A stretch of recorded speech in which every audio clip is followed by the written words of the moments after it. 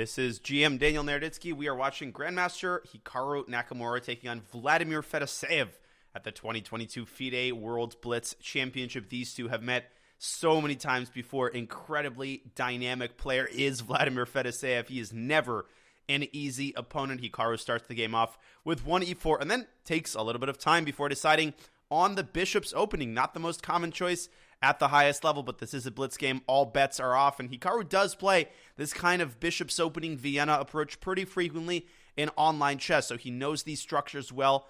Fedoseev kind of looking off to the side, deciding on a structure before playing c6, and that caused a little bit of consternation in Hikaru. Vladimir Fedoseev trying to go d7, d5 in one fell swoop, a very ambitious approach to the opening. Now, the downside for black is that the pawn on d5 is going to be under a lot of pressure by the knight on c3 and the bishop on b3, and Fedoseev thinks better of it, deciding on d6. So now he's got pawns on d6 and c6. It's really not the end of the world for him, but the downside is that now Vladimir won't be able to develop his b8 knight to its natural square on c6. So I kind of like what Hikaru is doing here in the early going, both sides playing in very leisurely fashion. h3 by Nakamura covering the g4 square.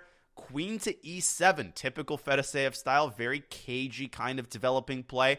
I think Vladimir might be preparing the move bishop e6. That queen on e7 is just generally well placed out of the way of the eighth rank so that the rooks can be coordinated later. And no, Hikaru doesn't develop the knight to f3. He develops it to e2, leaving open the possibility of an early f2, f4 pawn march on the king side. He's also getting his knight over to g3, and later on in the game, if the light square bishop loses contact with the f5 square, the move knight f5 could come with rather unpleasant effect, especially since Fedoseev has positioned his queen on e7. Vladimir, meanwhile, expanding on the queen side with a5. Will he follow up with b5 and threaten to trap Hikaru's bishop? Well, we're about to find out. No, he plays a prophylactic move on the king side, h6, stopping bishop c1 to g5. Hikaru hesitating a little bit and now creating some luft for his own bishop. Now he doesn't have to worry too much about black's plan of queenside expansion. But Vladimir Fedoseev continues that plan anyway. b7, b5, and Nakamura starts assembling his pieces on the king side. The queen comes out to f3, and I like the way this is going for Hikaru. He is now threatening to secure the bishop pair with knight to f5, and the move g6 by black would come at a very steep price. You can see Daniel Dubov coming over there, casting a brief glance at the game before presumably coming back over to play his own game. And Fedoseev continues to develop in very unconventional style. The knight comes out to a6, but the reason is very clear. He must maintain contact with the f5 square. You cannot allow white's knight to jump to f5. He must be able to capture that knight and remove it off the board. And so Hikaru isn't hurrying with knight f5. The threat, as the expression goes, is stronger than the execution. Nakamura castles. Fedoseev drops his bishop back to b6, vacating the parking spot, presumably for the knight. But even after knight c5, the bishop on b3 can casually move back to a2. And, well, what is that knight on c5 really doing there? Fedoseev already down to 90 seconds on his clock. I feel like his pieces are kind of stumbling over each other while Nakamura is developing in kind of very conventional, very harmonious fashion, up almost a minute on the clock, and Fedoseev continues to kind of stumble around, moving the bishop back to b8.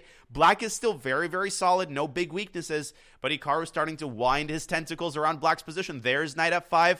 Finally, Hikaru plays in. He secures the bishop pair. Vladimir has no choice but to snap that knight off the board. The knight is replaced by a queen.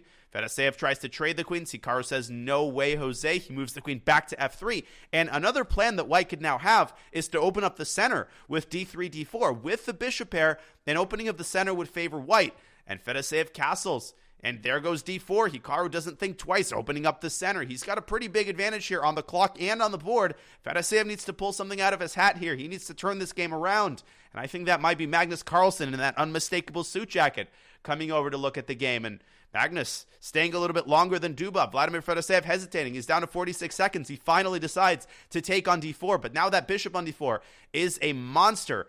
And Fedoseev could chase it away with c5. But then he would be weakening the d5 square. Black's position is starting to crumble. His clock is starting to dwindle. Rook e8 by Fedoseev, preventing e5. And the simple move for Hikaru would be to bring the rook into the game with rook e1. He starts with rook f to e1, a more defensive move to secure the e4 pawn. And on the next move, he could bring the other rook into d1. His pieces are just incredibly harmonious. But how is Hikaru going to actually break through? Fedoseev, a very resilient player, as he slides his queen over to c7. And I think he's vacating the d7 square potentially for the knight. Vladimir's ideal setup here would be knight f6 to d7 to e5. But the problem is that you actually can't put the knight on d7 because the f7 pawn is going to be hanging. So whichever way black turns, something's going to be hanging. Some piece is going to be loose. And Hikaru hesitating there. And now deciding on a sacrifice. Knight takes b5. What a move. What a move by Hikaru. And I think he's going to follow up with e4, e5, opening up a discovered attack on that rook in the corner, which is undefended because Fedoseev has that darn bishop on d8, blocking the connection between his rooks. What incredible eagle-eye tactical vision. And if Fedoseev takes that pawn, not only does Hikaru take the rook in the corner, but the knight on a6 is going to be hanging. And if Fedoseev moves the rook, then Hikaru takes the knight, and black's position is crumbling. Hikaru takes the rook, 10 seconds for Fedoseev, and he has no choice but to give up the exchange. Now the position completely winning for Hikaru, and all he needs to do is consolidate, maybe bring that queen back out of the corner. It's still not totally over. I think Fedoseev has made the most of the situation, but Hikaru Nakamura not known for screwing these types of positions up. And more tactics. Bishop takes e5, another deflection, and now the bishop on d8 is the victim. Fedoseev takes everything on e5, queen takes d8 check, and another pawn on a5 can be captured. Now b2 is hanging, but that's all water under the bridge. Hikaru is up an exchange and a pawn. He's got a full minute on the clock to Fedoseev's 10 seconds, and he can take plenty of time here. There goes that pawn on a5. This is essentially resignable with 6 seconds down in exchange. Fedoseev plays knight e4, one last attempt to muddy up the waters, create some counterplay against white's king. But Hikaru, if he wants to, he can swing the queen all the way back to e1, and that's exactly what he does. Very circumspect play. No attack on white's king imminent, and Fedoseev takes on b2, trying to restore a semblance of material equality, but he can't. He's down in exchange. He's down in exchange and a pawn, actually, and Hikaru trading off more pawns with a4. Great move there. B takes a4, and rook takes a4. Oh, a final flourish. If the knight takes, Hikaru takes the knight on e4 with check. This guy just does not miss anything. Knight has to drop back to f6. Now Hikaru presumably will move his rook. Will he move it to b4? Yes, he will. Fedoseev down to a second. He's going to flag, and he just did flag, and Hikaru doesn't see it yet. When is he going to notice? When is Hikaru going to notice? There he goes. He's just noticed, but he would have won anyway. A great clinical game by Hikaru Nakamura and a big win to finish off day one. If you enjoyed this video, make sure to click the link in the playlist for more of these videos. Thank you so much for watching.